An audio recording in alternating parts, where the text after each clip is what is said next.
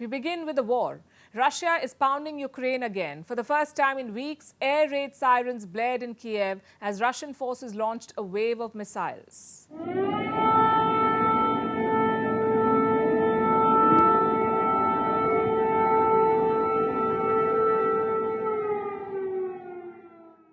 And this is how it ended. Concrete structures reduced to rubble, buildings on fire, and panic on the streets. These pictures are from Uman in central Ukraine. An apartment block was struck here. Until this morning, the building was on fire. There were emergency crews at the site. They spent hours looking through the rubble. One part of the apartment block is completely destroyed. Preliminary info is that 109 people lived in that part. 27 out of 46 flats are completely destroyed. We organized operations as fast as possible to rescue the people that are alive and trapped under the rubble. Canine units are also working on the site. These sites were common at the beginning of the war, but towards the end of last year, things eased a bit. Russia stopped these large-scale attacks, presumably because it ran out of missiles. But last night, Russia resumed the missile attacks. Russian forces launched a midnight raid. Missiles rained on some of the largest cities in Ukraine. Multiple deaths are being reported, including that of a 2-year-old child. These civilians were sleeping when the missiles hit their homes. And Kyiv too was rocked by explosions. This is Russia's biggest attack in nearly 2 months. Less than 24 hours before the attack, the southern city of Mykolaiv was targeted. This is a city in Ukraine, and here 2 civilian buildings were struck. Reports say Russia fired 4 cruise missiles from the Black Sea. At least 1 person is said to have died. Now the question is, why has Russia intensified the attacks? Is it trying to send a message to Kyiv? A warning, perhaps? And I'll tell you why I say this. Ukraine has been planning a counter-offensive. It wants to retake some of its lost territories. Is that why Russia is striking Ukraine? To deter the Ukrainian forces. It's been at it for a while now, in fact. Moscow hasn't spelled out its motives yet, but there's no doubt that it is striking hard. And its weapon of choice are missiles. So Russia has been on the offensive, and some experts link it to the leaked US intelligence reports. You may remember this, the Discord papers. Dozens of top-secret US documents were leaked online. They were dumped on a platform called Discord. And they revealed a vulnerability in Ukraine's defenses. The leaked papers said Ukraine's missile and ammunition stocks could run out by the month of May. Now look at the calendar. We're barely 2 days away from May. Is Russia trying to exhaust Ukraine's stockpile then? Also, how serious are these shortages? It's hard to make an assessment independently, but earlier this month, another report raised red flags. Ukraine wanted urgent shipments of surface-to-air missiles. It feared that Russia might launch widespread bombing attacks. Now, the Russians are pounding Ukrainian targets, and Kyiv has made fresh demands from allies. Zelensky, in fact, issued a statement, and I'm quoting from what he said. Russian evil can be stopped by weapons, and it can be stopped by sanctions. Global sanctions must be enhanced. This is what Zelensky wants. Meanwhile, Ukraine's counter-offensive could begin soon. NATO says it has delivered a vast amount of weapons to Kyiv. Overall, through the contact group led by the United States, NATO allies and partners have provided unprecedented support to Ukraine. More than 98% of the combat vehicles promised to Ukraine have already been delivered. That means over 1,550 armored vehicles, 230 tanks and other equipment, including vast amounts of ammunition. This week, Xi Jinping spoke to Zelensky to start some sort of peace dialogue. But with the way the fighting is intensifying, the peace plan may already be in pieces. Now, if you're among those dealing with pressure to marry, either from family or friends, this story is for you. Because being single is okay, and you have the Church of England to plead your case. And if you think that's bizarre, wait till you hear their reasoning. The Church of England says single people should be valued. Why? Because Jesus was single. Good Lord, we say. Let me explain what they're trying to do here. To make their case, they have published a 238-page long report titled Love Matters. It is a labor of love, pardon the pun, of 2 years of examining relationships and families. Confession time, I haven't read it.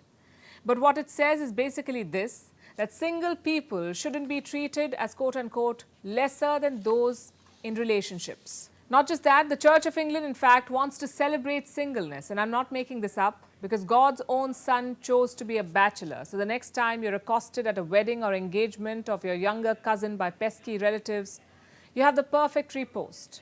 You can't be wrong in your life choices if you have Jesus for company.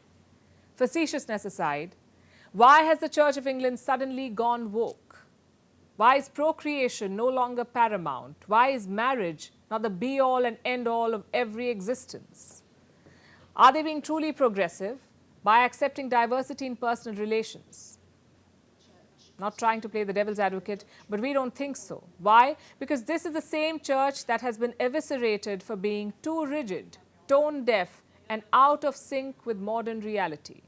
As recently as 2019, the church frowned upon sex outside marriage. It said, and I'm quoting, "It falls short of God's purposes for human beings." Now, the recently released report by that same church says, singleness does not necessarily imply celibacy. That's a mighty change of heart for an antiquated institution. But this sudden advocacy of singlehood might be more pragmatic than progressive, because unlike the biblical Noah's Ark, people want to stay out rather than in the church. So like aging celebrities, the church too is attempting an image makeover to steady the ship, as it were. We've talked about the crisis of faith in England, how the number of faithfuls has been dwindling. The confidence in the church is extremely brittle, especially among the young, and the church knows this. It has to rebrand itself to stay relevant. Ironically, the first casualty of this happened to be God himself. And to refer to him as he might no longer be acceptable, because the Church of England is considering the use of gender-neutral terms for God. Many have slammed the decision. They say it's taking things too far. They're accusing the church of losing its way in the quagmire of political correctness. So we ask, is the church overcompensating to fix its reputational damage? Almost like it has boxes to tick to maintain its aura of credibility. Admittedly, the church report does reflect the reality of present-day Britain. The number of single people has shot up, more than 8% jump from 2011 to 2021. And the report talks not just about single people, but also those from the LGBTQ community and their alienation from the church. Earlier this year, it agreed to bless same-sex couples who had civil marriages, but it still refuses to allow same-sex marriages to be held in the church. That's the hill, or should we say the cross, that they have chosen to die on. So while the church seems determined to shed its cloak of conservatism, the question is, will it mitigate the crisis of faith in Britain? Well, only God knows. But what we can say for certain is this: the war cry of singles this season is Miley Cyrus's breakup song, Flowers. Even Beyoncé celebrated the single life with a hit song, Single Ladies. And now the Church of England agrees, being single has never looked this good. And now it's time for Vantage Shots, images that tell the story. We're starting with the Pope. Pope Francis is in Hungary for a 3-day visit. This is his first trip since he was admitted to hospital in March. Spain, meanwhile, has put an end to the tradition of dwarf bullfighting, a move that has been lauded by disability groups. In Kenya, citizens are planting their age in trees, an active effort to combat deforestation in the country. And finally, what makes April the 28th significant? We're taking you back in history. On this day in 1945, Italian dictator Benito Mussolini was executed. He was shot dead by Italian partisans. This happened while he and his mistress were trying to flee to Switzerland. Mussolini was then hung upside down in Milan's public square. A gruesome death for the dictator who once founded fascism. We leave you on that note. Thanks for watching.